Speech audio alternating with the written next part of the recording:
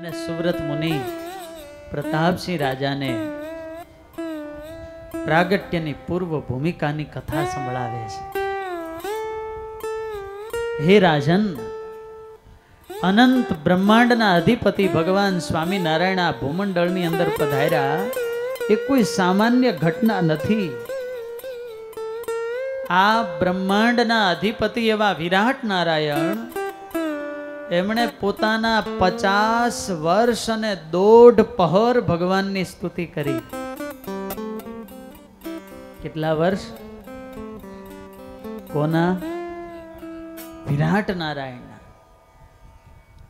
વચનામૃતના અભ્યાસુ ભક્તો હોય એને ખ્યાલ હોય કે આપણા 8 અબજ અને 64 કરોડ વર્ષ થાય ત્યારે એનો એક દિવસ થાય.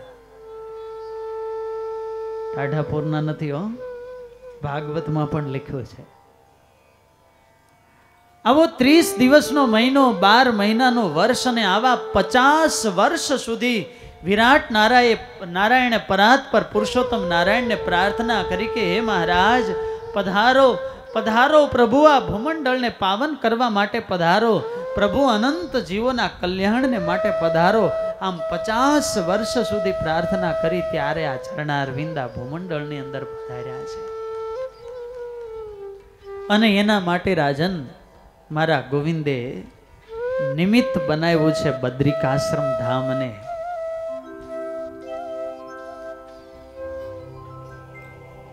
આજથી 5, 25, 50 કે 500 નહીં પણ 5000 વર્ષ પૂર્વના ઇતિહાસની વાત કરે છે. આ ભૂમંડળમાંથી પોતાની લીલાને સંકેલી અને ભગવાન શ્રી કૃષ્ણ જ્યારે પોતાના ધામમાં જવાની તૈયારીઓ કરતા હતા ત્યારે પોતાના પ્રાણથી પણ પ્યારા સખા એવા ઉદ્ધવજીને પાસે બોલાવ્યા. ભગવાન કહે, ઉદ્ધવ, અમે તો હવે અમારા ધામમાં જઈએ છીએ. આ અવતાર વખતે અસુરોનો સંહાર કરવામાં, ખેતર સાફ કરવામાં જ બધો સમય પસાર થઈ ગયો. વાવણી કરવાની બાકી રહી ગઈ. અમે અમારું જ્ઞાન તમને આપીએ છીએ. આ ભૂમંડળની અંદર તમે આ જ્ઞાનને પ્રસરાવજો. જ્યારે કળિયુગ આવે ને ત્યારે હે ઉદ્ધવજી, તમે અમારા બદ્રિકાશ્રમમાં આવજો. ભગવાન ઉદ્ધવજીને દિવ્ય જ્ઞાન આપે છે ને પોતાના સ્વધામમાં સિધાવે છે. ભગવાનની આપેલી જ્ઞાન જ્યોતિ દ્વારા ઉદ્ધવજી ભારતમાં વિચરણ કરીને અનેક દીવડાઓ પ્રગટાવે છે. ભગવાન શ્રી કૃષ્ણના સ્વધામ ગમન બાદ ધીરે ધીરે કળિયુગનો પ્રારંભ થયો. કલિયુગ. કલી એટલે કલહ, કલહનો યુગ એટલે કળિયુગ. અધર્મનો યુગ એટલે કળિયુગ. દાવ પ્રપંચનો યુગ. વંશે સહિત અધર્મ સર્ગ વૃદ્ધિ પામવા લાગ્યો. ભારતની ભૂમિમાં અનાદિ કાળથી જે ભૂમિની અંદર સંસ્કૃતિનો સૂરજ ઝળહળી રહ્યો હતો એ ભારતની ભૂમિમાં સંસ્કૃતિ ઝાંખી પડવા લાગી. કળિયુગનો પ્રવેશ થવા લાગ્યો. અને એ વખતે સુવ્રત મુનિ કહે છે, રાજન, ભારત વર્ષના મરીચી, અત્રિ, અંગીરા, પુલસ્ત્ય, પુલહ, ક્રતુ, વશિષ્ઠ, ભારદ્વાજ આદિક ઋષિઓ એ સર્વે ચિંતાતુર બન્યા છે.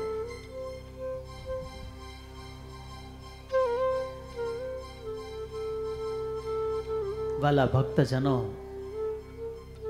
આપણી આ સનાતન હિન્દુ ભારતીય સંસ્કૃતિ ઉપર અધર્મ સર્ગના અને વિદેશી સંસ્કૃતિઓના અનેક આક્રમણો થયા છે. પણ એ દરેક વખતે આ સંસ્કૃતિની જો કોઈએ ચિંતા કરી હોય ને તો ભારત વર્ષના સાધુ સમાજે આ સંસ્કૃતિની ચિંતા કરી છે. યો નિત્યમ અચ્યુત પદાંબુજ યુગ્મ રૂક્મમ વ્યામોહ તસ્તદિતરાણી તૃણાય મેને. અચ્યુત એવા પરમાત્માને વિશે આસક્ત એવા સંત કે જગતને તો તણખલાની પેઠે છોડી દે છે, છતાં પણ એ સંસારને છોડીને સંસારની ચિંતા કરે છે. અને એટલા માટે તો સંત એ સમાજને માટે વંદનીય અને પૂજનીય છે. સંતોએ પોતાની આર્ષ દ્રષ્ટિથી જોયું કે હવે તો કળિયુગ આવી રહ્યો છે. શું થશે આ ભારત વર્ષનું, અનંત જીવોના કલ્યાણ કેમ થશે, એના માટે કંઈક કરવું જોઈએ. ક્યાં જઈએ? આવી પડેલા સંકટમાંથી આપણને કોણ ઉગારે? વાલા ભક્તજનો, જીવનમાં દુઃખ આવે, સંકટ આવે, વિઘ્ન આવે તો શું કરવું, ક્યાં જવું? આ દુનિયામાં કોઈ એવું હશે કે જેના માર્ગમાં ક્યારેય સંકટ નહીં આવ્યું હોય? સંકટ અને વિઘ્ન તો બધાને આવે, પણ ત્યાં આપણે કયો માર્ગ પસંદ કરીએ છીએ એના આધારે આપણા વ્યક્તિત્વનો નિર્ણય થાય છે. કોઈ રડે, કોઈ લડે તો કોઈ શરણાગત બને. જગતના જીવો છે જેને કોઈ આસ્થા નથી, ભગવત સંબંધ નથી, સામાન્યપણે તો માણસ દુઃખ આવે ને ત્યાં રડવાનું શરૂ કરી દે.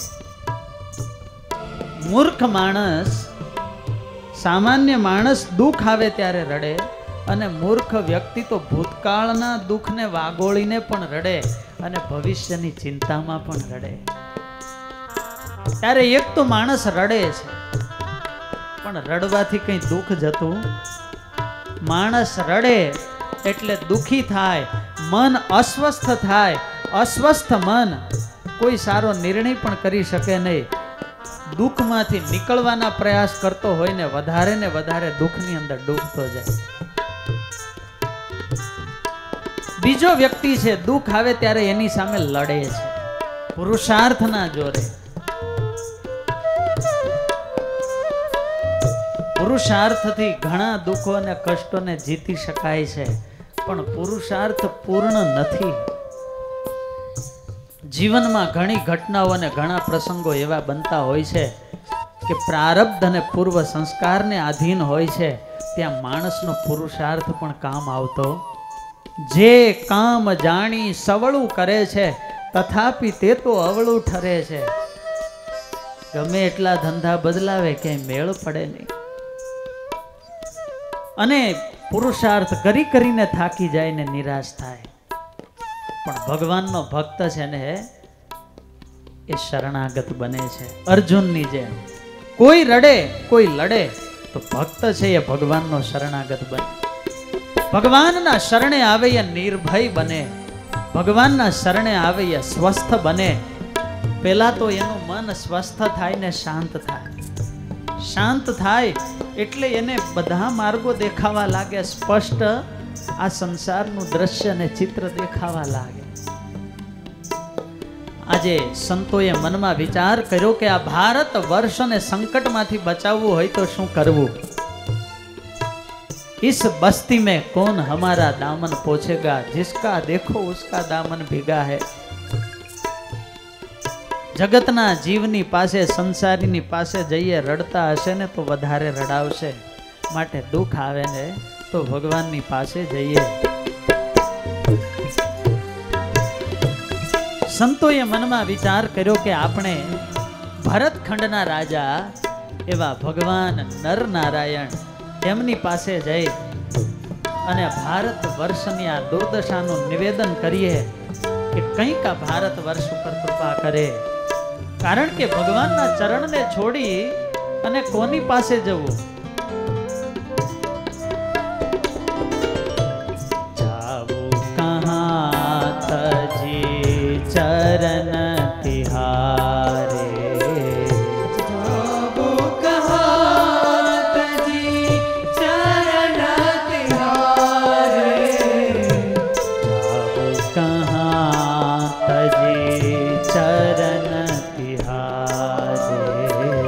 जाऊं कहाँ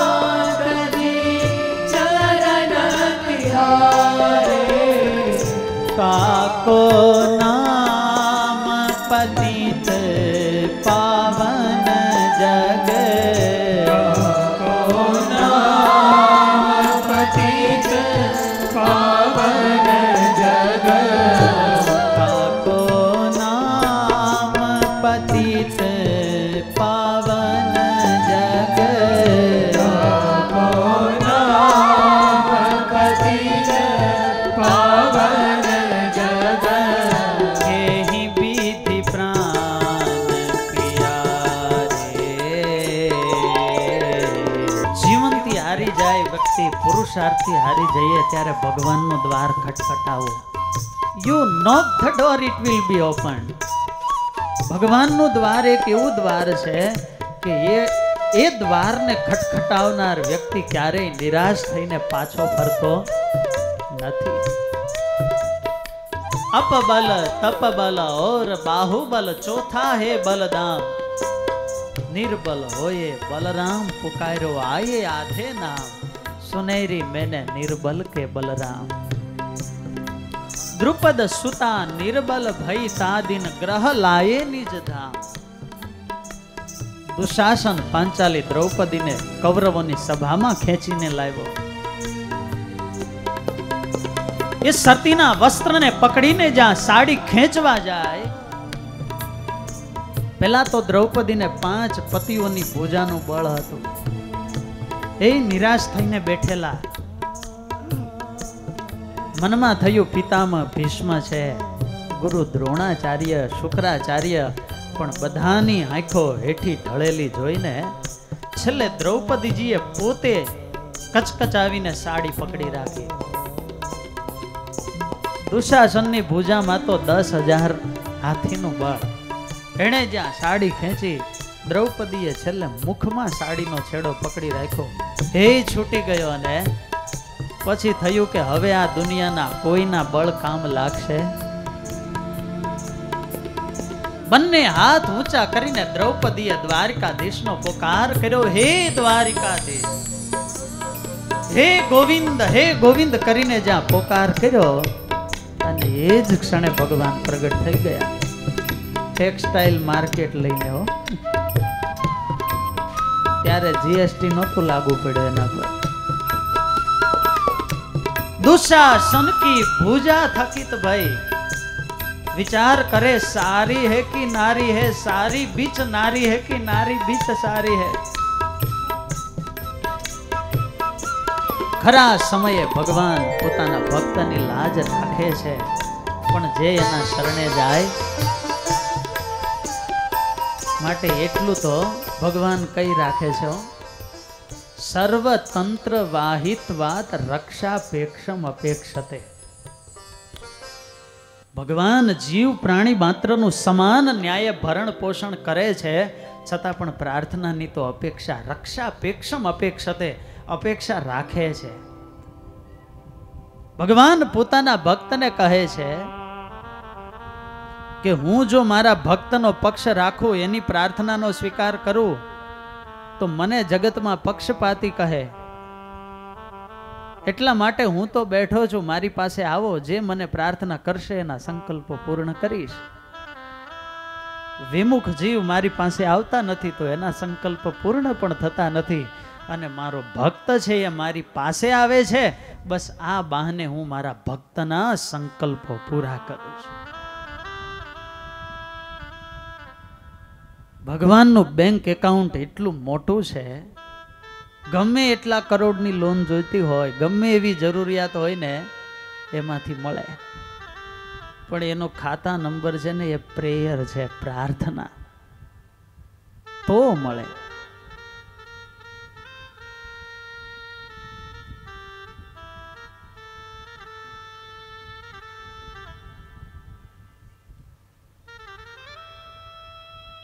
આજે સંતો ભગવાન નર નારાયણને પ્રાર્થના કરવા માટે બદ્રિકાશ્રમ તરફ ચાલતા થયા છે. ભારતની ઉત્તર સીમામાં આવેલો હિમાલય, કૈલાસ પર્વતથી આગળ ઉર્વશી પર્વત આવે ને ત્યાંથી દિવ્ય બદ્રીની ભૂમિનો પ્રારંભ થાય છે. હિમાલયની અંદર જેમ પ્રગટ તીર્થો આવેલા છે એમ ગુપ્ત પણ અનેક તીર્થો આવેલા છે. આ બદ્રિકાશ્રમ પણ હિમાલયની અંદર આવેલું છે. સુવ્રત મુનિ કહે છે, રાજન, આ ઋષિ મુનિઓ બદ્રિકાશ્રમ માટે હિમાલયની અંદર પ્રવેશ કરે છે. જે હિમાલય એટલે અનેક ઔષધિઓ, અનેક તીર્થો અને અનેક સંસ્કૃતિઓનો આશ્રય સ્થાન છે. સ્વર્ગમાંથી અવતરેલી ભાગીરથી ગંગા જે હિમાલયમાં નલિની, વસવો, સીતા, જંબુ, તારા, સરસ્વતી અને ગંગામ, અલકનંદામ 7 ધારાઓમાં વહે છે. આવો દિવ્ય હિમાલય, એમાં ઋષિ મુનિઓએ પ્રવેશ કર્યો. ચારે બાજુ નિર્મળ જળના નિઝરણાઓ વહે છે. એવું દિવ્ય વાતાવરણ છે, જ્યાં હાથીઓના અખંડ શબ્દ ધ્વનિ થતા, ગાંધર્વોના વીણા વાદનના ધ્વનિથી આ હિમાલય અખંડ ગુંજતો અને ગુફામાં બેઠેલા સાધકો, સિદ્ધો અને સંન્યાસીઓના પ્રણવ નાદથી જે હિમાલય અખંડ ગુંજાયમાન થતો, આવા હિમાલયની અંદર ઋષિ મુનિઓએ પ્રવેશ કર્યો. સુવ્રત મુનિ કહે છે, રાજન, આગળ જતા જતા હિમાલયની અંદર ભગવાન નર નારાયણનો આશ્રમ આવ્યો છે. તત્ર ક્ષોણિધરાધિપે ભગવતો નારાયણસ્યાશ્રમઃ સાક્ષાત શ્રી પુરુષોત્તમસ્ય કૃપયા ઋષ્યાકૃતિમ બિભ્રત. અક્ષરધામનો જાણે ટુકડો હોય એવો દિવ્ય આશ્રમ, જેનું નામ છે બદ્રિકાશ્રમ. બદ્રી એટલે બોર. બોરડીના વૃક્ષો આશ્રમમાં વિશેષ છે, માટે એને કહેવાય છે બદ્રિકાશ્રમ. કેટલાક બોર એવા છે કે એક બોર જમવામાં આવે તો 1 મહિનો સુધી ભોજન લેવું ન પડે. કેટલાક બોરનો પાવર 6 મહિના ચાલે. હમણાં મને પાટડીમાં એક ભગતે પૂછ્યું, અત્યારે એવા બોર ક્યાંય મળે? મેં કહ્યું, બોર તો મળે, પણ આ પાણીપુરી ને દાબેલી ખાઈ ખાઈને એ બોરને પચાવી શકે એવા કોઠા રહ્યા. એના માટે એટલી પવિત્રતા જોઈએ તો એ બોર એનો પાવર આપે. આ બોરડીના વૃક્ષોની અંદર રહેલા બોર જાણે ઋષિ મુનિઓના કમંડળ હોય એવા લાગે. આવા બદ્રિકાશ્રમની અંદર ઋષિ મુનિઓએ પ્રવેશ કર્યો. દલપત રામજીએ આ બદ્રિકાશ્રમનું સુંદર વર્ણન કર્યું છે. આ જગત એ જગદીશનું કાર્ય છે. ભગવાને પોતાના લીલા વિહાર માટે લોકવત્તુ લીલા કૈવલ્યમાં સૃષ્ટિ બનાવી છે. અને વનની અંદર પ્રકૃતિના મૂળ સ્વરૂપના દર્શન થાય. Hidden God behind nature. છુપાયેલો ભગવાન શોધવો હોય ને તો પ્રકૃતિના દર્શન કરવા પડે. એવો અદ્ભુત આશ્રમ છે. અંદર પ્રવેશ કરે ત્યાં વિચારોની ઘટમાળ વ્યક્તિને શાંત થઈ જાય. માણસની તો શાંત થાય. આ આશ્રમની અંદર સંતોએ એક આશ્ચર્ય જોયું કે સિંહ અને મૃગલાઓ પણ સાથે રમે છે. बनचर बिचरत बेर बिसारे बनचर बिचरत बेर बिसारे भासत नहीं को भयकारे भासत नहीं को भयकारे बनचर बिचरत बैर बिसारे.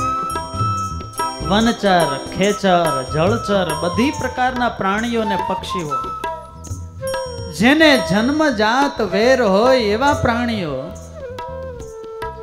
એ પણ બધા સાથે રમે, સાથે હરે ફરે, કોઈને કોઈની સાથે વેર ઝેરની વૃત્તિ નહીં.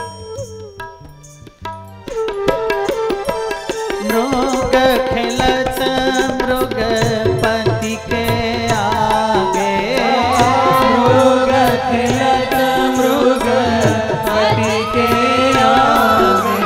मृग खेलत मृगपति के आगे, मृग खेलत मृगपति के आगे, मणिधर गरुड़ गोद में लागे, मणिधर गरुड़ गोद में लागे, खेलत मिली मूषक मांजारा, खेलत मिली मूषक मांजारा, तेरर बाज रहत नहीं न्यारा, तेरर बाज रहत नहीं न्यारा, तेरर बाज रहत नहीं न्यारा. तेरर बाज रहत नहीं न्यारा. આશ્રમનો પ્રભાવ એવો સુવ્રત મુનિ કહે છે રાજન, મૃગલાઓ મૃગપતિ સિંહની સાથે રમે છે, સર્પો નોળિયાની સાથે રમે છે, ઉંદર અને બિલાડી સાથે રમે છે, સર્પ અને મોરલાઓ સાથે રમે છે, કબડ્ડી ખોખો રમે હો.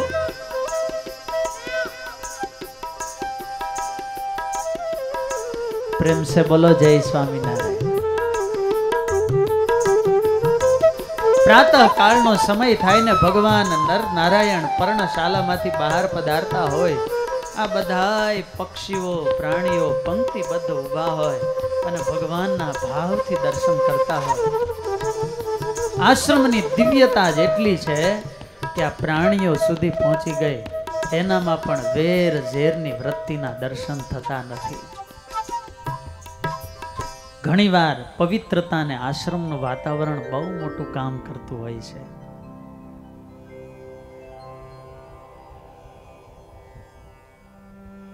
આમ તો સંતો ઘણીવાર કહેતા હોય કે બદ્રિક આશ્રમના પક્ષીઓ અને પ્રાણીઓ બધાય સુધરી ગયા હો. ભગવાનના સંબંધે કરીને, સાધુ સંતોના સંબંધે કરીને એ પૂંછડાવાળા સુધરી ગયા, અને ધ્યાન ન રાખે તો મૂછડાવાળા ઘણીવાર એમનામ રહી જાય હો. પ્રેમ સે બોલો જય સ્વામિનારાયણ. અને બહુ વાસ્તવિક છે, તમે જોજો. કોઈ પ્રાણીને એમ કેવું પડશે, કૂતરાને કેવું પડે કે તું કૂતરો થા, હે સિંહને કેવું પડે તું સિંહ થા. ભગવાને જેના જેવા શરીર નિર્મિત કર્યા છે, એના આહાર વિહાર જેવા ભગવાને નક્કી કર્યા છે. 84 લાખમાંથી 83,99,999 યોનિના બધાય પશુઓ પક્ષીઓ પ્રાણીઓ અંડજ ઉદ્ભીજ સ્વેદજ જરાયુજ બધા જ ભગવાને જેવી એની શરીરની રચના કરી છે, જેવા એના આવાસની રચના કરી છે, જેવા આહાર વિહારની રચના કરી છે, એમ જ રહે છે. અને એક માણસ શું કેવું,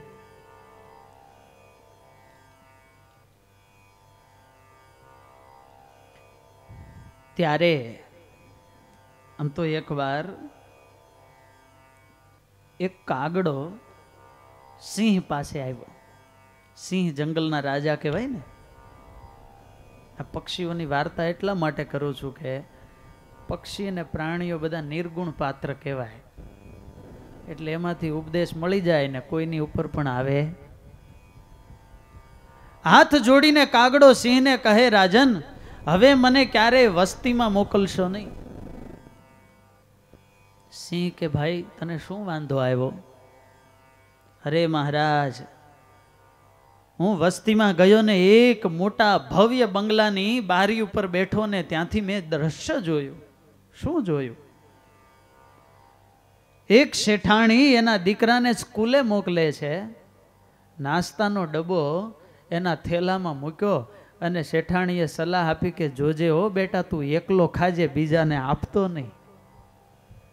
કાગડો કહે, આજ સુધી અમારી આખી નાતે ક્યારેય એકલા ખાધું નથી, અને એ શેઠાણી એના દીકરાને એકલા ખાવાની સલાહ આપતી હતી.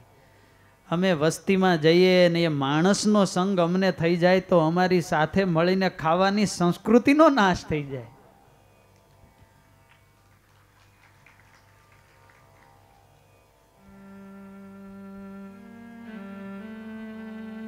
ઘણીવાર પશુઓ પ્રાણીઓ માણસથી આગળ નીકળી જાય અને માણસ પાછળ પણ રહી જાય, પણ વાલા ભક્તજનો, એ માણસ જો માણસ બને, સારા સત્સંગમાં યોગમાં આવીને માત્ર માણસ નહીં, માણસમાંથી મહામાનવ બને, મહામાનવમાંથી દિવ્ય માનવ બને. અને એટલા માટે તો ગુરુદેવ શાસ્ત્રીજી મહારાજ એમણે રાજકોટ ગુરુકુલનો પાયો નાખ્યો છે. સ્વામીને કોઈક પૂછતું, તમે તો સ્વામી સાધુ છો, તમારે સાધુએ માળા લઈને ભજન કરવાનું હોય, ભગવાનની વાતો કરવાની હોય, અને સાધુ થઈ અને તમે આ મકાન બનાવો છો, આ શું છે બધું? સ્વામી કહે, હું તો કારખાનું નાખું. અમે ગ્રહસ્થ કારખાના નાખીએ બરાબર, તમે સાધુ થઈને પણ બિઝનેસ? તો કે હા, પણ મારું કારખાનું નોખું. સ્વામી કે, હું કારખાનું નાખું છું, પણ આ મારું માણસ ઘડવાનું કારખાનું નાખું છું.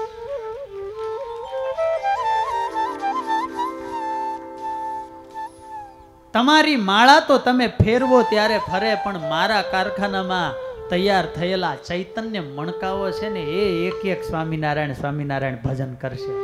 સ્વામી એવું કહેતા. ત્યારે માનવમાંથી અતિમાનવ, અતિમાનવમાંથી મહામાનવ અને મહામાનવમાંથી દિવ્ય માનવ બનાવવા માટે ગુરુદેવ શાસ્ત્રીજી મહારાજે આ ભૂમંડળની અંદર ભગીરથ રાજાની જેમ આ ગુરુકુલ ગંગોત્રીનું અવતરણ કર્યું છે. આજના કળયુગની અંદર વાલા ભક્તજનો, પૂર્ણ રીતે માનવનું પૂર્ણ ઘડતર કરવા માટેની સૌથી કોઈ સારામાં સારી પ્રોસેસ અને સિસ્ટમ હોય ને તો આ ગુરુકુલ સિસ્ટમ છે. પૂજ્ય ધર્મવલ્લભદાસજી સ્વામી ઘણીવાર કહેતા હોય કે એક શબ્દની અંદર બધું આવી જાય ને, એવો તો એક ગુરુકુલ શબ્દ છે. આજે સમાજને શું જોઈએ? વિજ્ઞાન અને ટેકનોલોજીનો યુગ છે, ત્યારે આજે લોકોને સારું શિક્ષણ જોઈએ છે. આજે શિક્ષણ એ આજના સમયની માગ નહીં પણ ફરજિયાત એક જરૂરિયાત બની ગઈ છે. ત્યારે પહેલી જરૂરિયાત છે શિક્ષણની. અને એટલા માટે ગુરુદેવ શાસ્ત્રીજી મહારાજે શૈક્ષણિક પાયો નાખ્યો. ગમે એટલું શિક્ષણ હોય પણ માત્ર શિક્ષણથી પૂર્ણતા. આજે શિક્ષણ આપવું એ તો સરકારનું કામ છે. આજે શિક્ષણ એક બિઝનેસ બની ગયો છે અને લાખો સ્કૂલ જોઈએ એવા શિક્ષકો મળે છે. માત્ર શિક્ષા કે વિદ્યા એની પાંખ માણસને મળી જાય, વિજ્ઞાનની પાંખ મળી જાય, પણ જો એને ધર્મની આંખ ન મળે તો એ ગતિ ક્યાં જઈને ભટકાય એનું કંઈ નક્કી. માટે શિક્ષણ કરતાં પણ આજના સમાજની મોટી જરૂરિયાત બની ગઈ છે સંસ્કારની. કે વ્યક્તિની અંદર માનવતાના મૂલ્યો આવે, પોતાના કર્તવ્ય અને ફરજો પ્રત્યે ગંભીર અને વ્યક્તિ જવાબદાર બને. પોતે ઘર પરિવાર કે સમાજની અંદર રહે છે, રાષ્ટ્રની અંદર રહે છે, તો મારા કયા કર્તવ્યો છે, મારી શું ફરજ છે, એનાથી જાગૃત રહે. માતા પિતા વડીલો એના પ્રત્યે વિનમ્રતા અને વિવેક ભાવ કેમ હોય, કેવો હોવો જોઈએ, એના માટે સંસ્કારની જરૂર છે.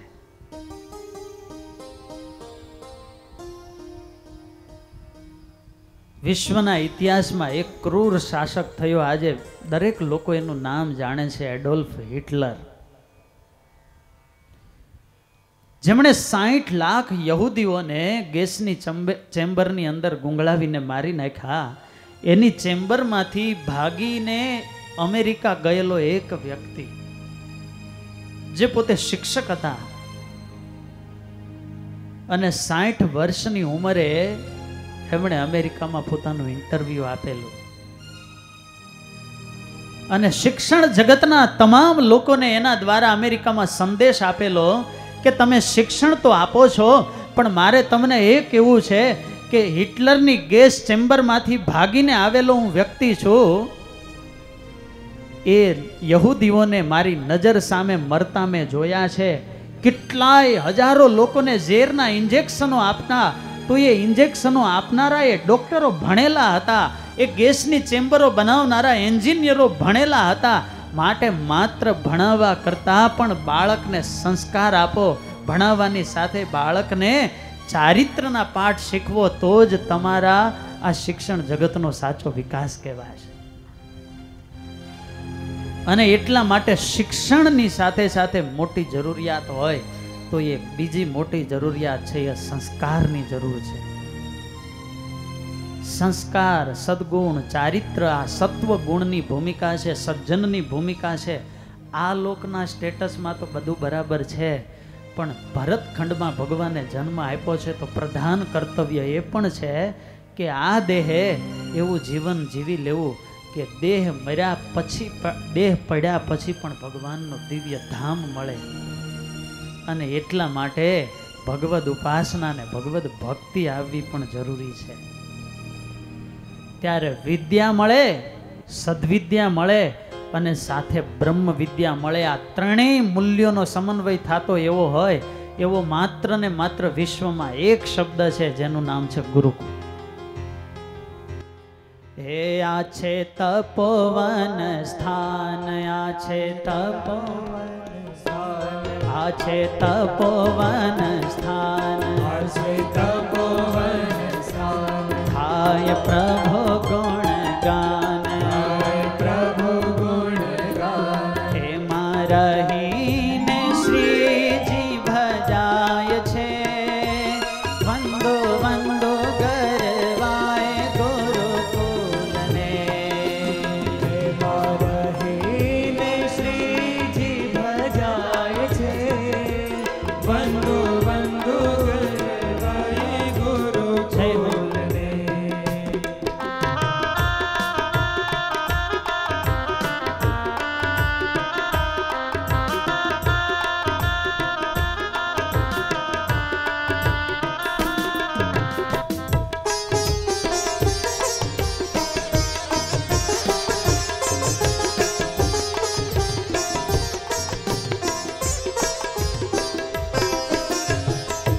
ભગવાન રામચંદ્રજી વશિષ્ઠ ઋષિના ગુરુકુલમાં વિદ્યાભ્યાસ કરતા.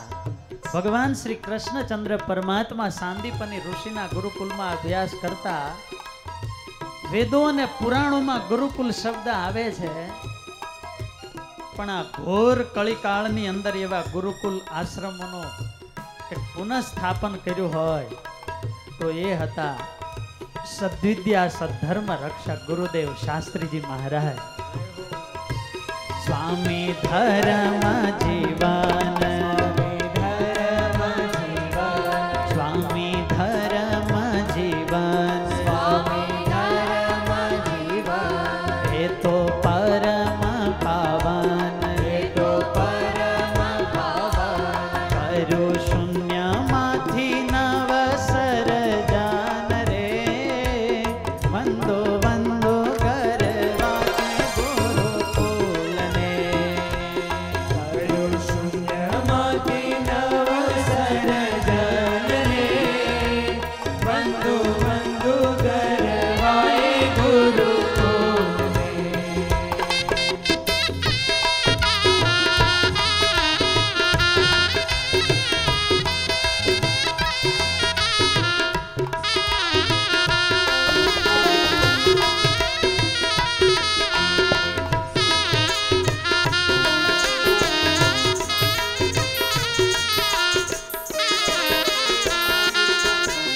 બાળક વિદ્યાને માટે ગુરુકુલની અંદર આવે તો એને ગુરુકુલમાંથી શું મળે છે? સમૂહ જીવન જીવાય, જીવન જીવાય. સમૂહ જીવન જીવાય, સમૂહ જીવન જીવાય. વિનય વિવેક ગણાય,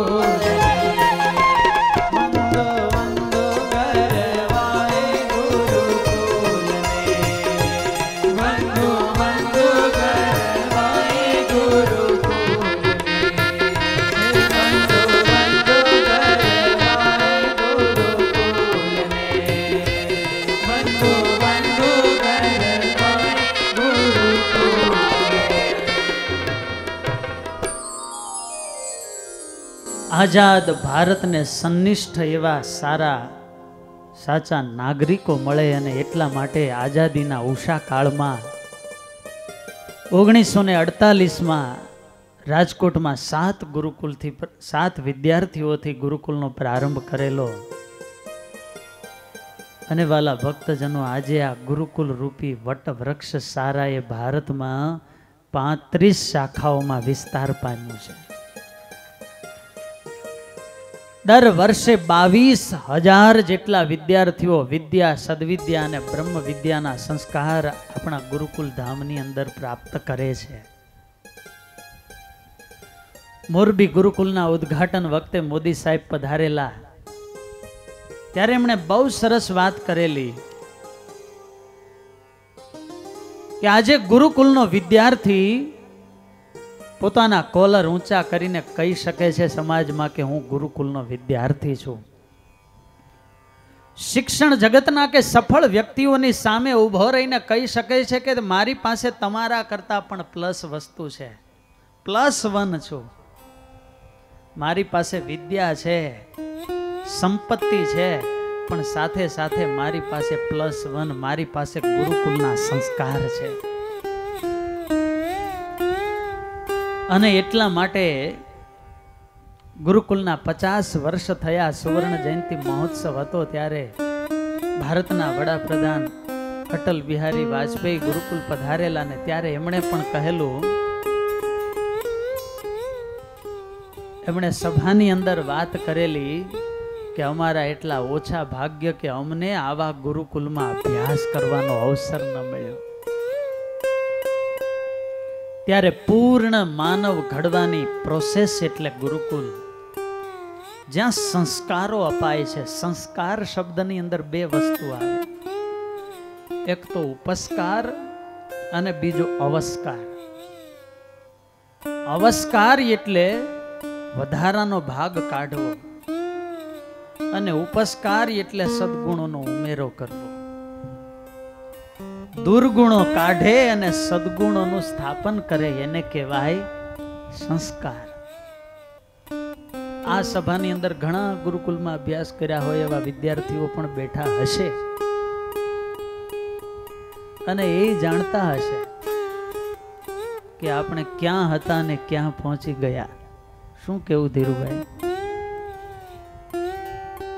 ઘેર 2 ભાઈ સચવાતા ન હોય ને બહુ ઝઘડો કરતા હોય ને એટલે એને આમ ડારો આપે, કે બહુ તોફાન કર્યો ને તો તને ગુરુકુલ મૂકી આવીશ. આવા ડાયમંડ ને ભેગા કરીને તમે ક્યાં મોકલો? હીરાજ કહેવાય ને આને તો.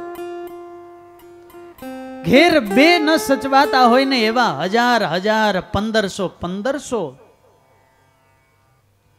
વિદ્યાર્થીઓ ગુરુકુલની અંદર આવે. પણ વાલા ભક્તજનો, એ ગુરુકુલ આશ્રમોની દિવ્યતા, એની ભવ્યતા, એની વિશાળતા, સમૂહ જીવન હોય, ભગવદ ભક્તિ થતી હોય, સંત સમાગમ, સંતોનો સત્સંગ મળતો હોય, ઠાકોરજીને ધરાવેલો પ્રસાદ હોય, દિવ્ય વાતાવરણ હોય, કે ગમે તેવું બાળક હોય એનું મન પરિવર્તિત થઈ જાય. ઘેર હોય ને એના મુખમાંથી ગાળોના શબ્દો નીકળતા હોય, પણ એ જ બાળક ગુરુકુલમાં અભ્યાસ કરવા લાગે, સવારની પૂજામાં આખો દિવસ નવરા પડે ને ભગવાનની પાસે કીર્તન ગાતા હોય, અને એનું એટલું રટણ શરૂ થઈ ગયું હોય, પછી એ સીડી ઉતરતો હોય ને તો એના મુખની અંદર કોઈ ફિલ્મના ગીત ન હોય, કીર્તનો હોય. માણકીએ ચડા રે મોહન વન માળે, શોભે રૂડી કરવાલ ગામ રૂપાળી. માણકીએ ચડા રે મોહન વન માળે. ભગવાનના કીર્તનો એના મુખની અંદર હોય. બાળક તો નિર્દોષ છે, પણ એ કેવું બને એના ઘડતર ઉપર છે. પ્રહલાદજી અસુર યોનિમાં હતા, છતાંય મહાન ભક્ત થયા. ધુંધુકારી પવિત્ર બ્રાહ્મણને ઘેરે જન્મેલા, છતાં પણ પાપી થયા. યાદવો ભગવાનના દીકરા હતા, છતાંય પણ સંગ બગડ્યો, સંગ બદલ્યો તો એનામાં અનેક વ્યસનો આવી ગયા.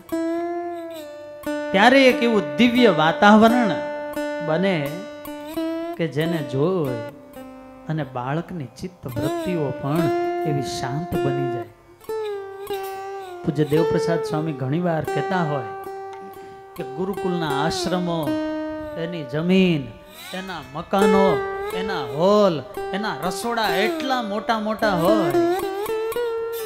નાની ઉંમરમાં બાળક આવે ત્યારે આ બધું મોટું જોતા, મોટું મોટું જોતા એનું મન પણ મોટું થઈ જાય. અને પછી એ બાળક જ્યારે વિશ્વના ફલક પર જાય પછી એને નાનું ગમે. નાનપણથી જ એને બધું મોટું જોયું એટલે મન પણ એનું મોટું થઈ જાય. અને એટલા માટે આ લોકના માર્ગે પણ એ પૂર્ણ સફળ હોય. હજુ એક ગુરુકુલના વિદ્યાર્થીની સફળતા કઈ ખબર? ગુરુકુલનો વિદ્યાર્થી ક્યારેય કુંવારો ન હોય. જોજો,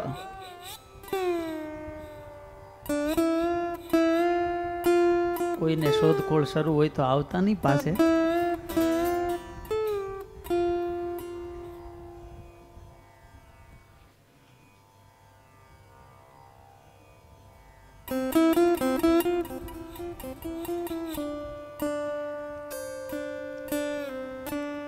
આજના સાંપ્રત સમયમાં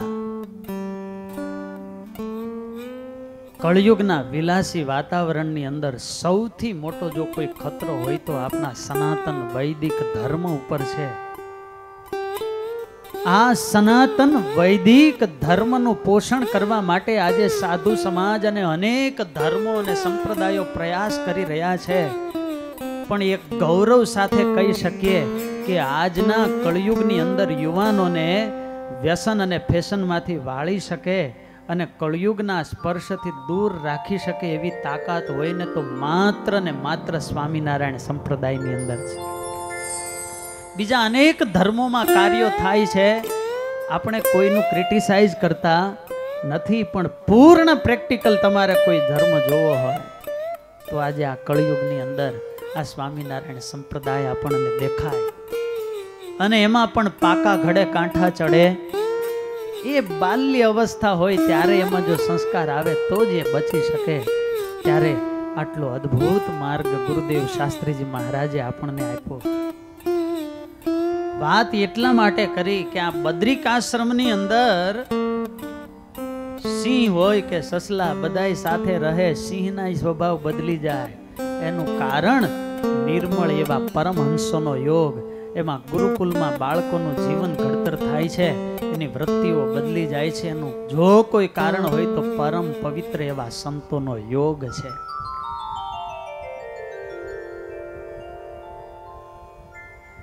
સુવ્રત મુનિ કહે છે, રાજન,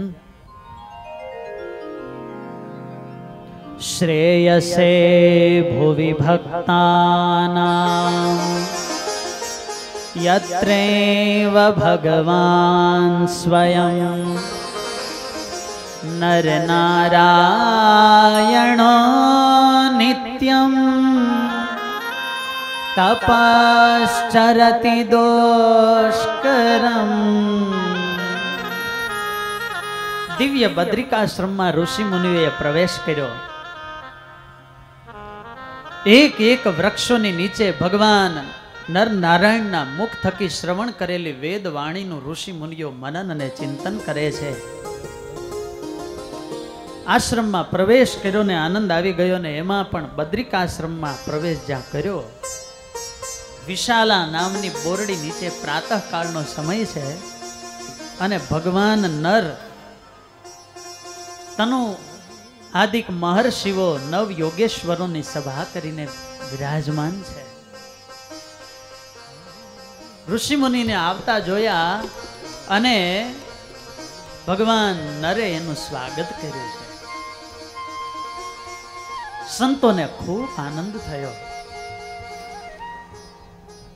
ભગવાન નર સ્વાગત કરીને ઋષિ મુનિઓને કહેવા લાગ્યા કે હે ઋષિઓ પધારો, અદ્યાનંદો મહાન જાતો ભવતાં દર્શનાન મમ સર્વં સુલભમેવાસ્તિ દુર્લભ સત્સમાગમા.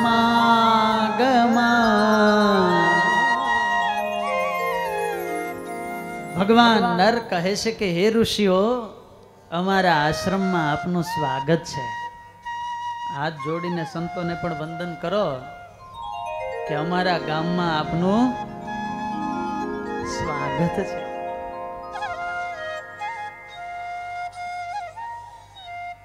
પ્રકૃતિ જેના વશમાં છે એ ભગવાન સંતોને જોઈને રાજી થાય એ બહુ મોટી વાત કહેવાય.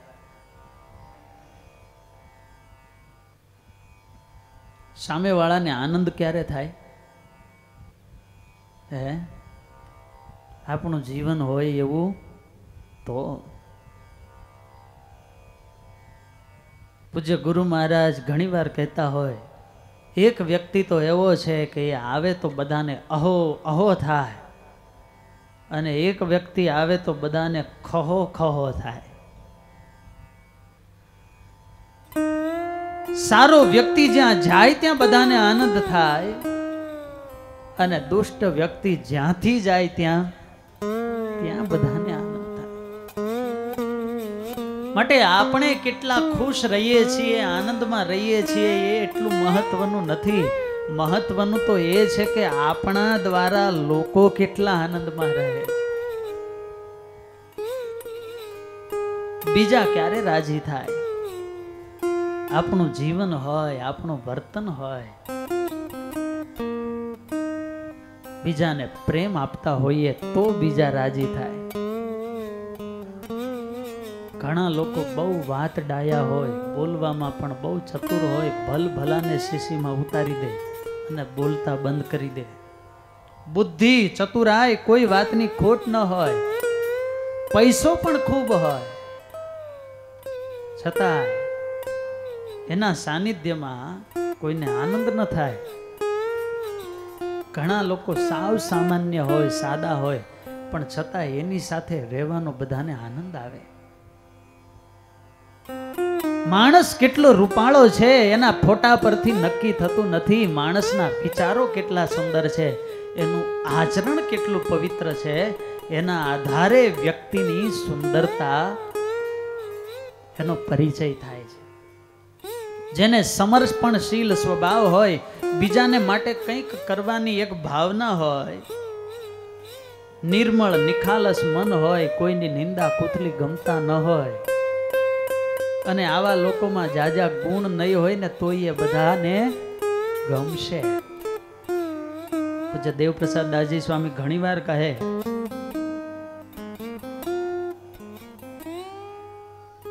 8, 10, 25, 50 અરે 99 સદગુણ હોય એ સારી વાત છે, પણ દુર્ગુણ ન હોવો જોઈએ. ગમે એટલા સદગુણ હોય પણ 1-2 દુર્ગુણ મોટા હોય તો લોકોને ગમશે નહીં. અને સદગુણ કદાચ 1-2 હોય તો પણ ચાલશે, પણ દુર્ગુણ હોવો જોઈએ નહીં.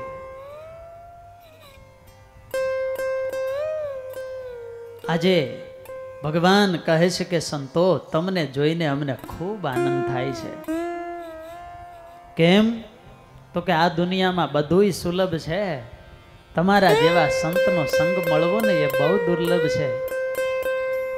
માત મિલે પુનિतात મિલે, સુત ભ્રાત મિલે જુવતી સુખદાયી, राज मिले गजबाज मिले, सब साज मिले सुख संपत्ति धाये, लोक मिले परलोक मिले, विधि लोक मिले वैकुंठ ही जाए, तुलसी और मिले सब ही, पर संत समागम दुर्लभ भाई। આ દુનિયામાં બધુંય મળે, પણ સાચા સંતના દર્શન, એનો સ્પર્શ, એનો સંગ, એની કથા સાંભળવા મળવી, એનો સત્સંગ મળવો ને એ બહુ દુર્લભ છે. માટે સંતો, આજે અમારા હૃદયમાં ખૂબ આનંદ થાય છે આમ જ્યાં ભગવાનની સાથે સંવાદ ચાલે છે ત્યાં સુવ્રત મુનિ કહે છે, રાજન, પર્ણશાલામાંથી ભગવાન નારાયણ બહાર પધાર્યા છે. જેવા ભગવાન બહાર પધાર્યા ત્યાં મોરલાઓ ટવકા કરવા લાગ્યા. ઋષિ મુનિઓ ઉભા થઈ ગયા, ભગવાન નર પણ ઉભા થયા. સામેથી ભગવાન નારાયણ ચાલ્યા આવે છે. શ્યામ સુંદર વર્ણ છે, ધ્યાન કરજો હૃદય મંદિરની અંદર. ભગવાને શ્વેત વસ્ત્ર ધારણ કર્યા છે, પુષ્પના હાર બાજુબંધ બાંધ્યા છે, મસ્તક પર જટા વાળેલી છે, મંદ મંદ હાસ્યથી મુખારવિંદ શોભી રહ્યું છે, દાડમના દાણા જેવી દંત પંક્તિઓ દેખાય છે. પ્રભુના કંઠની અંદર તુલસીની અને રુદ્રાક્ષની માળાઓ શોભે છે. અને આમ અમૃતમય દ્રષ્ટિ વરસાવતા વરસાવતા ભગવાન નારાયણ ચાલ્યા આવે. પ્રભુના દર્શન કર્યા, સંતોના મન તો ખેંચાયા, તન પણ ખેંચાયા, અને સંતો ભગવાનની સન્મુખ ચાલવા લાગ્યા. સુવ્રત મુનિ કહે, રાજન, ગાયને જુએ ને જેમ માછરડું દોડે એમ અધીરા બનીને આજે સંતોએ દોડ મૂકી છે. તમ પિબંત ઇવ લોચનમ લિહંત ઇવ બાહુભિ. જોનારના મનમાં તો એમ થાય કે સંતોની દર્શનની ભૂખી આંખો આજે ભગવાન નારાયણને પી જશે કે શું. આ બાજુ ભગવાને પણ દોટ મૂકી છે અને બાહુપાશ ઉર્ધ્વ કરી અને ભગવાન એક એક સંતોને બાથમાં ભીડીને ભેટમાં લાગ્યા છે. સંતો ભગવાનને સાષ્ટાંગ પ્રણામ કરે, વંદન કરે. ભગવાન એક એક સંતોને ઉભા કરે. કોઈને ગાલે ટાપલી મારે, કોઈના હાર સ્વીકારે અને આમ એક એક સંતોના ભાવ પૂરા કરે. બોલીએ નર નારાયણ દેવની જય. મળવું અને ભેટવું લાગે સામાન્ય, પણ જો હેત હોય ભગવાન ને સંતને ભેટો થઈ જાય ને તો આપણો વર્ષોનો થાક અને ટેન્શન દૂર થઈ જાય. અને એટલા માટે સ્વામિનારાયણ ભગવાન હતા ને, એને 3 નિયમ હતા, યાદ રાખશો. 3 નિયમ. પહેલું તો ભેટવું. દેશ દેશાંતરમાંથી પોતાના વાલા સંતો આવે તો સામે ચાલીને ભગવાન જાય ને એક એકને ભેટતા. બીજું ભગવાનને નિયમ હતું પીરસવું. વિમુખ જીવોના અપમાન અને તિરસ્કાર સહન કરતા હોય, ખટરસના વર્તમાન ચાલતા હોય, બહાર તો કોરા કડાકા હોય, વર્ષમાં 1-2 દિવસ ગઢપુર આવવાનું થાય ઉત્સવ સમયમાં, ભગવાન પંક્તિ કરીને ખૂબ પીરસતા. આપણા પ્રત્યે વ્યક્તિને ગમે એવો વિરોધ હોય પણ ભાવ અને પ્રેમથી જો તમે એને જમાડો ને, શક્યતા છે કે એનું હૃદય પરિવર્તન થઈ જાય. ભેટવું, પીરસવું. ને ત્રીજું સ્વામિનારાયણ ભગવાનને નિયમ હતું કે કોઈ પોતાનો આશ્રિત થાય, ગમે એવો રાગી ત્યાગી જીવાત્મા હોય, પોતાનો શરણાગત બને અને કંઠી ધારણ કરે તો ભગવાનનું ત્રીજું નિયમ હતું કે એને અંતકાળે દર્શન દઈને તેડવા આવો. આજે ભગવાન નરનારાયણ એક એક સંતોને ભેટા છે. ભગવાન નારાયણ પોતે બોલ્યા છે, સંતો સ્વાગતમ વો મુનિ શ્રેષ્ઠા યુયમાત્ર સમાગતા. હે સંતો, અમારા આશ્રમમાં તમારું ભવ્ય સ્વાગત છે. પ્રકૃતિ જે પ્રભુના વશમાં છે, નારાયણ સંતોનું સ્વાગત કરે. ક્યારે કરે?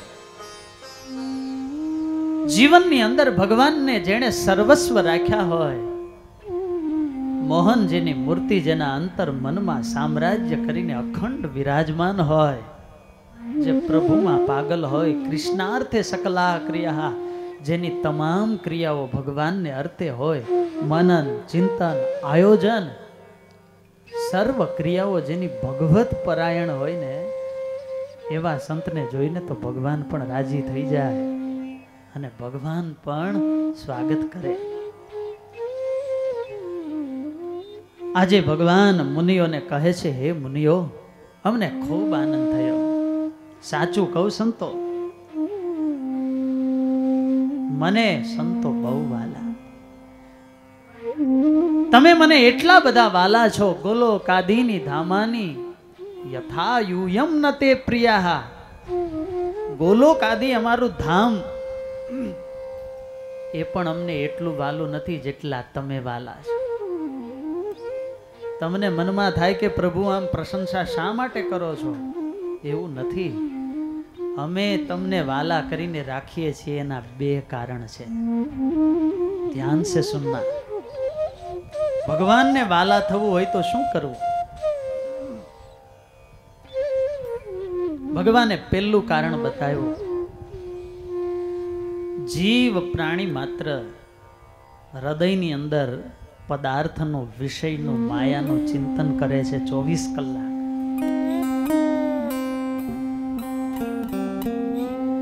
અને એ હૃદયમાં સંતો તમે મારી મૂર્તિને ધારો છો ને એટલા માટે તમે મને બહુ વાલા છો.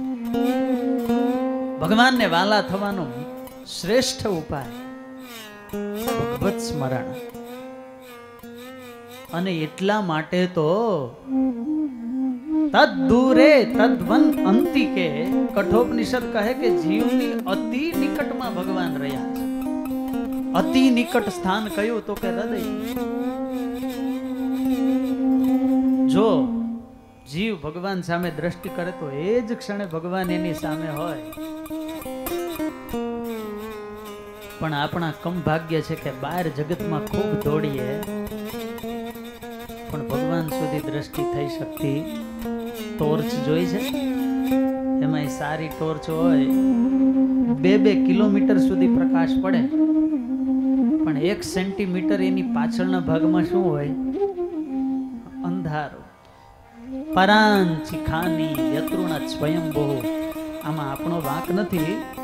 ઉપનિષદોમાં ઋષિ મુનિઓએ ભગવાનને ફરિયાદ કરી કે હે ભગવાન, પરાંચિતાની ખાની પર અર્થને પ્રકાશ કરનારી ઇન્દ્રિયો આપીને પ્રભુ તમે અમારા જીવના સામર્થ્યને હણી નાખ્યું છે. વ્યતૃણત. આ ઇન્દ્રિયો જેવી છે કે પર અર્થનો જ પ્રકાશ કરે છે. પણ કશ્ચિદ ધીરઃ પ્રત્યગાત્માનમૈક્ષત આવૃત્ત ચક્ષુઃ અમૃતત્વમ ઇચ્છન. કોઈક એવો વિરલો હોય છે કે એના દિલમાં એક એવો ભાવ જાગે, કશ્ચિદ ધીરઃ, કે મારે આ વિષયના માર્ગેથી ભટકતી મારી વૃત્તિઓને પાછી વાળી અને આવૃત્ત ચક્ષુ ભગવાન સુધી પહોંચવું છે. આવૃત્ત ચક્ષુ એટલે એનો એક સીધો અર્થ તો થાય આંખો બંધ કરવી. આંખો બંધ કરવી કઈ મોટી વાત છે? હે કરો તો હવે 2 મિનિટ રાખવી હોય તો બસ આટલું જ છે. આંખો બંધ કરતા આવડી જાય ને તોય અડધું જગત જીતાઈ જાય. એટલું આંખો બંધ કરતા. અને એટલા માટે જુઓ આ સંપ્રદાયની કેટલી સુંદર વ્યવસ્થા છે. 5 વારની જે માનસી પૂજાઓ, મન રૂપી ઘોડો 24 કલાક દોડે છે, એને અમુક ક્ષણ માટે આત્મ સન્મુખ એ વૃત્તિને કરવી બહુ જરૂરી છે. કશ્ચિદ ધીરઃ પ્રત્યગાત્માનમૈક્ષત આવૃત્ત ચક્ષુઃ અમૃતત્વમ ઇચ્છન. જેને અમૃતત્વની ઈચ્છા હોય, મોટા સુખની ઈચ્છા હોય ને, એને દ્રષ્ટિ પાછી વાળવી બહુ જરૂરી છે. અને એટલા માટે અંતરદ્રષ્ટિ કરે અને અંતરમાં ભગવાનની મૂર્તિને ધારે ને એ તો ભગવાનની પરમ કૃપાનો પાત્ર બને. ભગવાન કહે છે કે હે ઋષિઓ, આખું જગત 24 કલાક શાનું ચિંતન? ધંધા, વ્યવહાર, પૈસો. ઘણાને તો આખી જિંદગી ખબર જ ન હોય કે આ શરીર ભગવાને મનુષ્ય દેહ શાના માટે આપ્યું. બસ આનંદથી રહેવું, ખાવું, પીવું, આમાં બધું કલ્યાણ.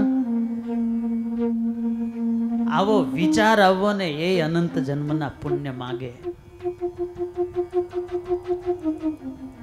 માટે સંતો તમે અખંડ મારી મૂર્તિને સંભાળો છો ને એટલે વાલા છો. ભગવાને બીજો ઉપાય બતાવ્યો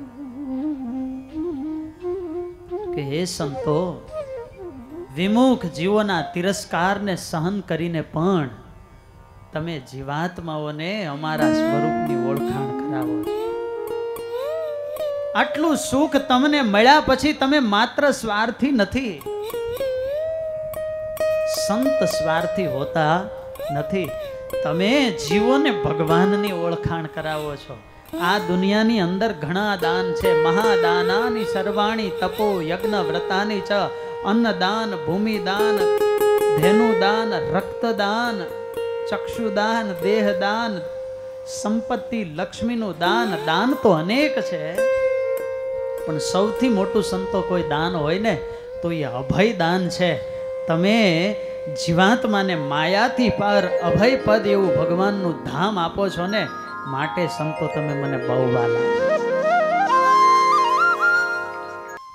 અને સાચું કયો, સાધુ રાજી થાય તો આપે શું? એની પાસે બીજું હોય પણ શું? આ સત્સંગી જીવનના ગ્રંથના કરતા એવા સદગુરુ શતાનંદ સ્વામી વ્યાપકાનંદ સ્વામીની સાથે વિચરણ કરતા કરતા એક દિવસ કચ્છ દેશના ધુફે ગામમાં પધાર્યા. સરસ મજાનું ગોકુળિયું ગામ. એક સત્સંગીને ત્યાં સંતોએ ઉતારા કર્યા. જૂના જમાનામાં સાધુ મહિનો મહિનો રોકાતા. આખો દિવસ તો ખેતીનું કામ હોય એટલે સાથે રહી ન શકાય. પણ જે હરિભક્તને ઘેર સંતોનો ઉતારો હતો ને, એનો નાનો દીકરો.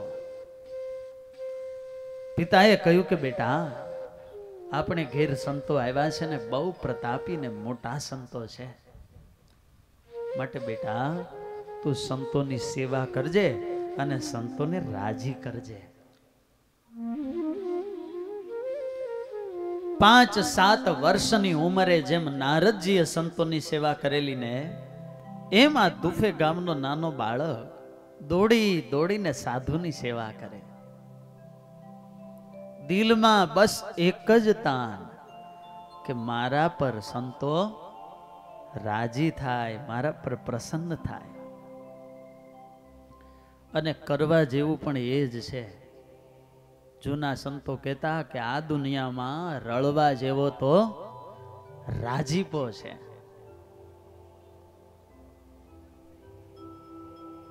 તમે દૂધ પાક ખાધો છે? હે, ખાધો છે કે પીધો છે? તમે બોલતા કેમ નથી? દૂધ પાકનો રંગ કેવો હોય, સ્વાદ કેવો હોય? એ દૂધ પાકના કટોરાની અંદર એક ચપટી કેસર નાખી દઈએ ને તો એમાં 3 પરિવર્તન આવે. એક તો એનો રંગ બદલે, બીજો એનો સ્વાદ બદલે, અને ત્રીજી એની સુગંધ બદલે.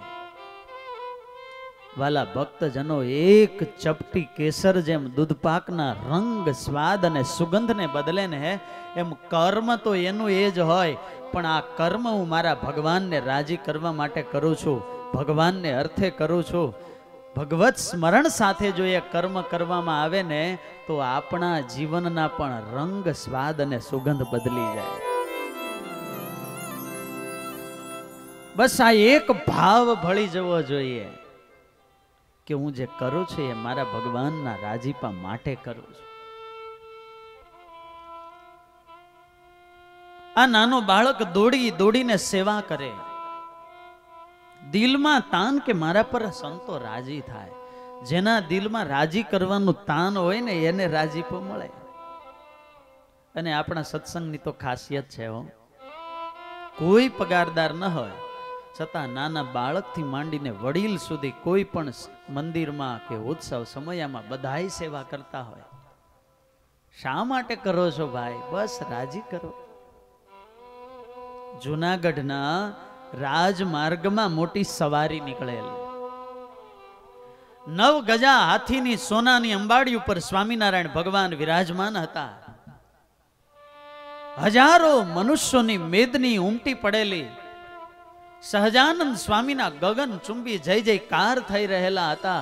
અને એવી મોટી સવારી જૂનાગઢની બજારોમાં નીકળી, દ્રષ્ટિ પહોંચે નહીં એટલું માણસ, અને આટલી જન મેદની વચ્ચે એક નાનો એવો બાળક, કાકડી વેચનારો, માથા પર નાની ટોપલીમાં કાકડી, અને એના દિલમાં સંકલ્પ થયો કે હું આ કાકડી જો હાથી પર બેઠા છે એ ભગવાનને આપું તો મારા પર એ રાજી થાય.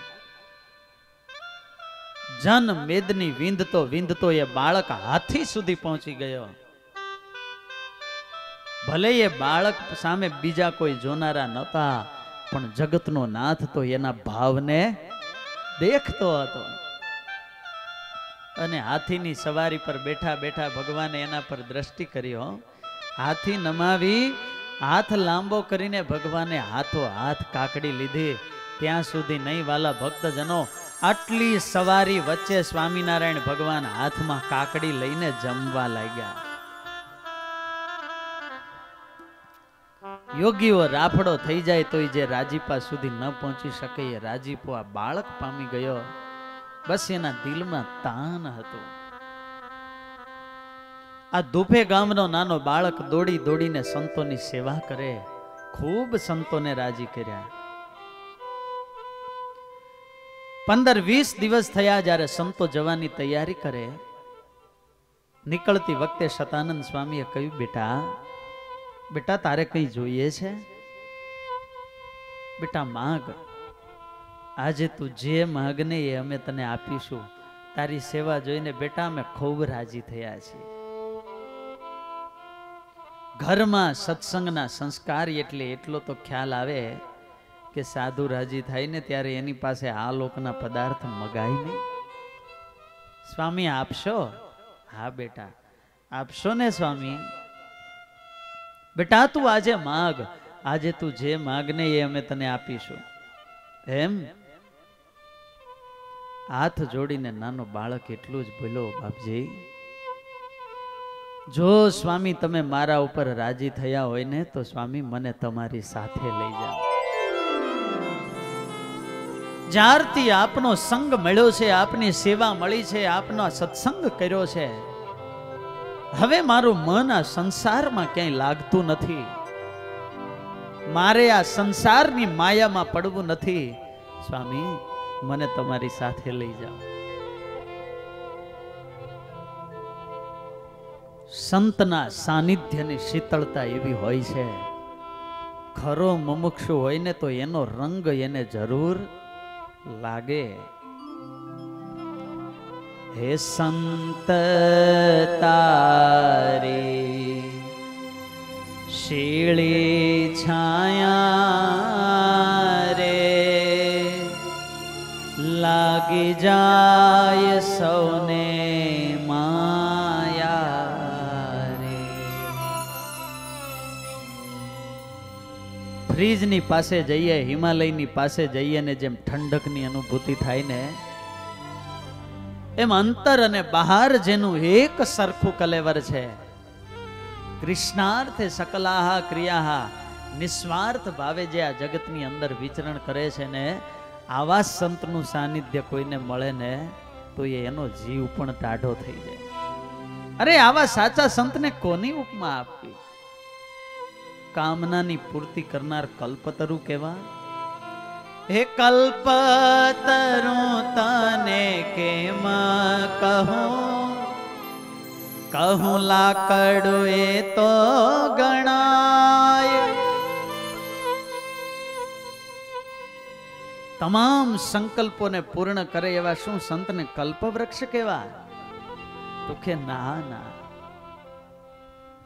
કલ્પવૃક્ષ તો એ વૃક્ષ કહેવાય ક્યાં એ લાકડાની કઠોરતા અને ક્યાં સંત હૃદયની કોમળતા. તો શું એને સાગર જેવા કેવા? હે સાગર ના ખારા જળમાન તારા, દિલની મીઠાશમાં, દિલની મીઠાશમાં. હે વાણી તારી જાદુ ભરેલી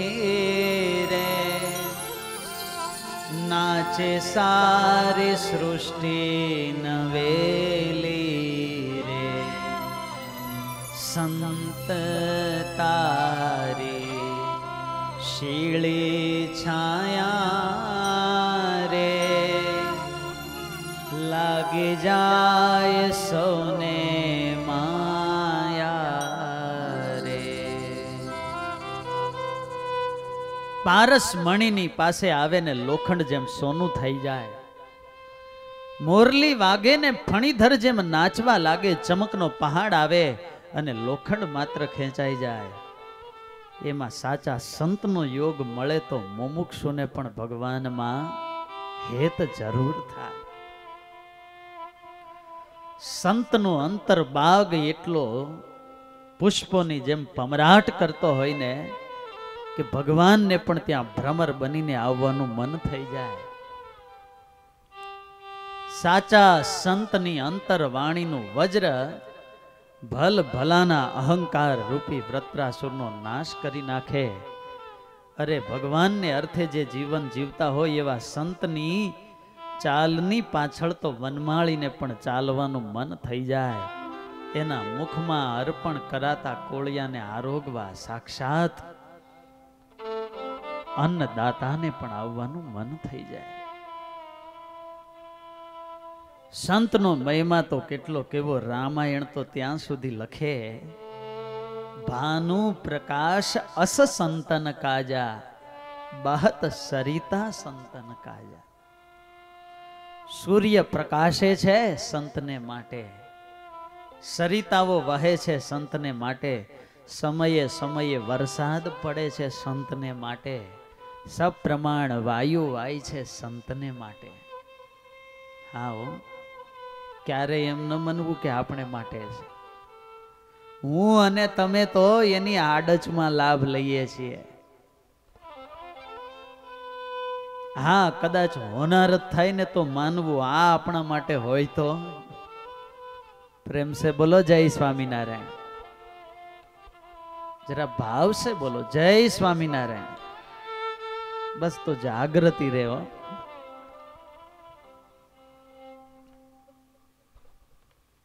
સપ્રમાણ સમયે સમયે વરસાદ વરસે છે એ સંતને માટે.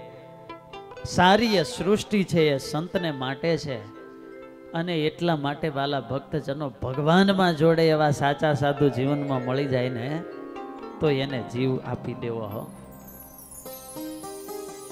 હકીકત ભગવાને સૌથી મોટું એક તત્વ જીવાત્માને ભેટમાં આપ્યું હોય ને તો એ છે પ્રેમ તત્વ. કેવળ ને કેવળ ભગવાનને આપવા માટેનો એ નિર્મળ શુદ્ધ પ્રેમ છે. પણ આપણે તકલીફ શું થાય છે? શુદ્ધ નિર્મળ પ્રેમ પુત્ર પત્ની સંબંધીઓને આપી દઈએ છીએ. ભગવાન સાચા સંતને આપવાનો હોય ને ત્યાં ઝેરોક્સ કોપી બતાવી દઈએ. હો, સાચું કે ખોટું? ત્યારે એવા સાચા સંત મળે ને તો એને જીવ સોંપી દેવો. હે ભેટો કરાવે ભગવંતનો સંગ કરજો એવા સંતનો. સંગ કરજો એવા સંતનો. વહાલ ભરી કરે વાત વાલાની હોશ ભરેલા હૈ. વાલ ભરી કરે વાત વાલાની હોશ ભરેલા હૈ. કરુણા દ્રગનથી જીવને જોવે. કરુણા ગગનથી જીવને જોવે. હે મોક્ષ કરે સૌ જંતનો સંગ કરજો એવા સંતનો. ઓ સંગ કરજો એવા સંતનો.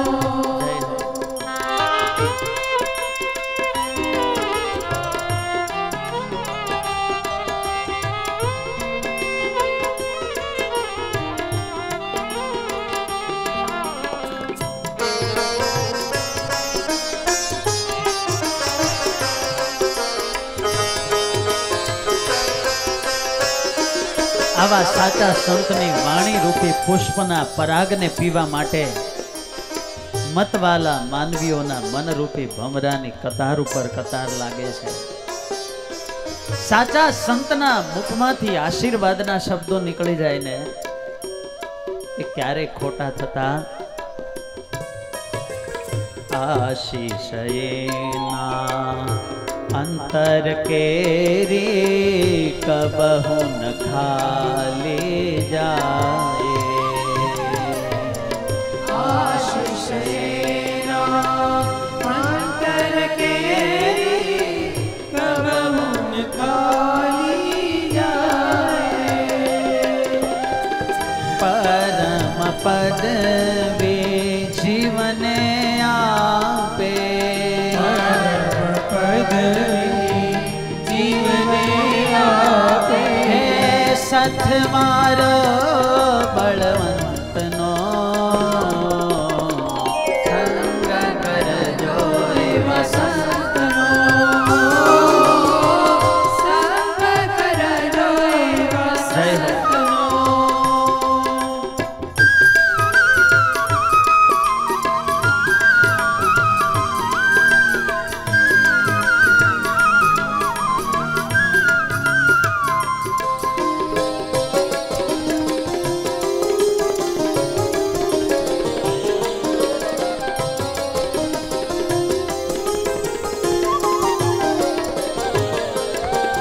જગદીશ કેદો લઈને સંદેશો વિચરત ઠામો ઠામે.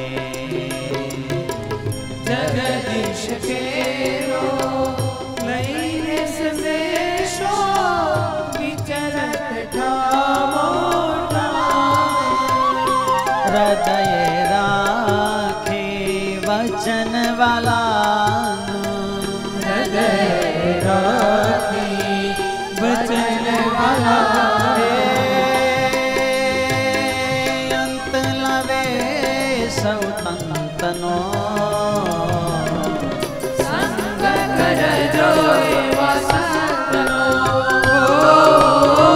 સંગ કરજો એવા સંતનો.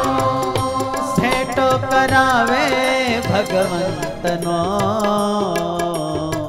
સંગ કરજો એવા સંતનો. સંગ કરજો એવા સંતનો. સંગ કરજો એવા સંતનો.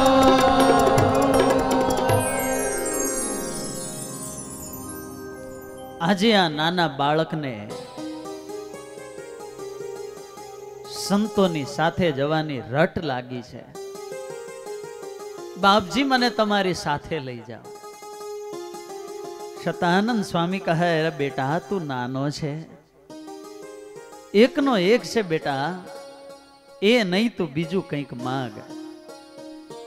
ધન્ય છે બેટા તારા ભાવને.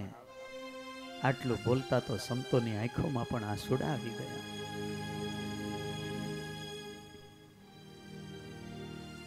બેટા આ નહીં તું બીજું માંગ.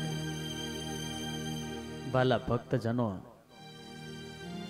વેદોના 4 વિભાગ કર્યા પછી, ઇતિહાસ આગમ અને 17 પુરાણો રચ્યા પછી, તમામ શાસ્ત્રોનું આકલન કરીને વ્યાસજી સાર કાઢે કે આલોડ્ય સર્વ શાસ્ત્રાણી વિચાર્ય ચ પુનઃ પુનઃ ઇદમેકમ સુનિષ્પન્નમ ધ્યેયો નારાયણો હરિહિ.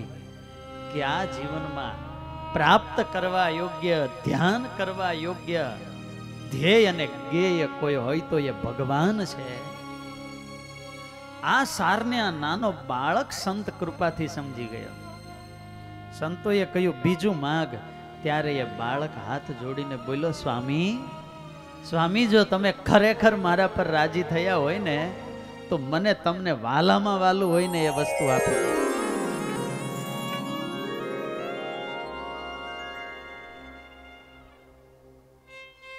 ક્ષમા કરજો. ગુણાતીતાનંદ સ્વામીએ લખ્યું કે બાપને વાલી બાયડી તે દીકરાને પરણાવે અને સાધુને વાલા ભગવાન તે જીવના હૃદયમાં નાખે. શતાનંદ સ્વામી કહે, અરે બેટા, અમને વાલામાં વાલી, હા બાપજી, અમને તો વાલા ભગવાન હોય બેટા, બીજું શું હોય? બસ મારે સ્વામી ભગવાન જ જોઈએ, બીજું કઈ ન જોઈએ.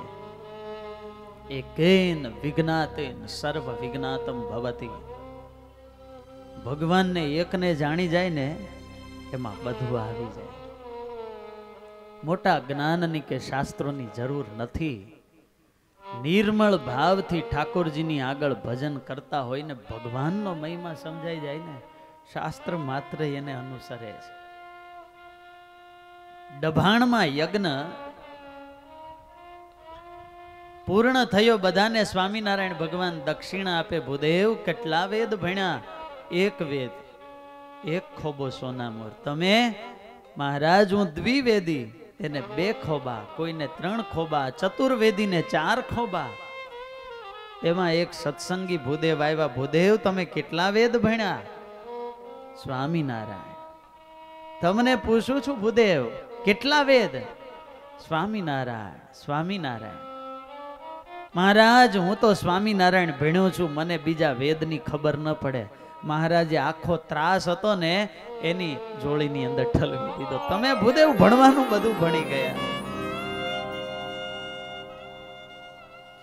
યોગીઓ સાધના કરે ને રાફડા થઈ જાય, હાડ પિંજર બની જાય, છતાંય જે માયા લેશ માત્ર નોખી ન પડે, સંતોએ માથે હાથ મૂક્યો, એના અંતરની આરસી એવી નિર્મળ બનીને અંતરની અંદર પ્રકાશ થયો. અને એ તેજના પુંજને વિશે અને અખંડ સ્વામિનારાયણ ભગવાનની આ બાળકને સંત કૃપાથી મૂર્તિ દેખાવા લાગી. લાઈવ ટેલિકાસ્ટ, ભુજમાં રહેવાનું ને ગઢપુરમાં લીલાઓ ભગવાન કરે એ અખંડ દેખાય. ઉત્સવ સમયમાંથી માતા પિતા ગામનો સંઘ આવે તો ત્યાં મહારાજે જે લીલાઓ કરી હોય આ બાળક ગામમાં બેઠો બેઠો કહી દે.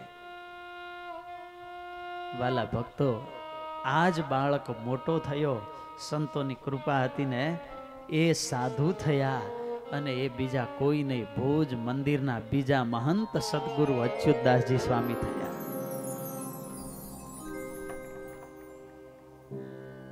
અત્યારે છપૈયામાં જન્મસ્થાનમાં નવું મંદિર બને છે.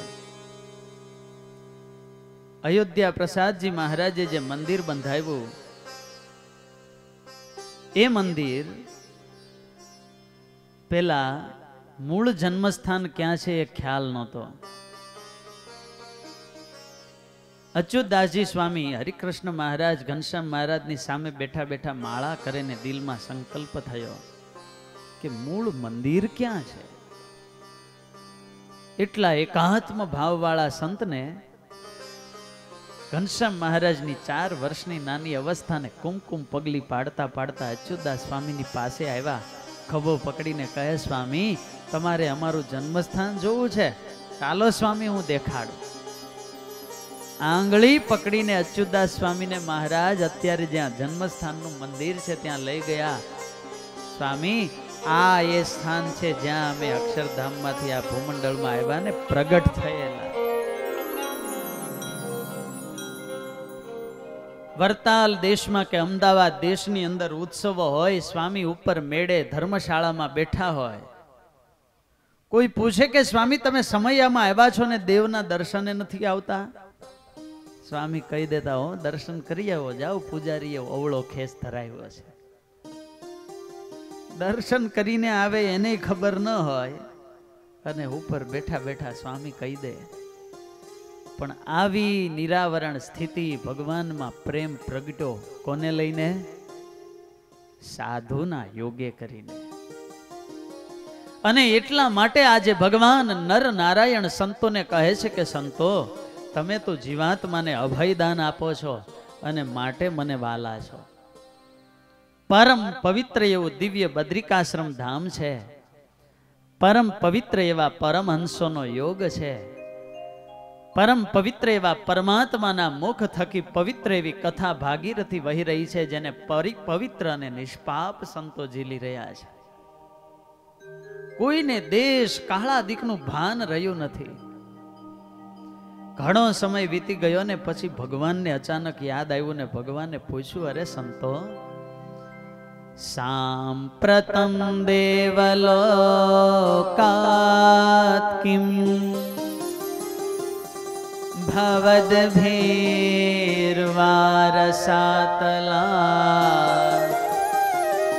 આગમ્યતે વા ભૂલોકા તન્મે વદત સત્તમ.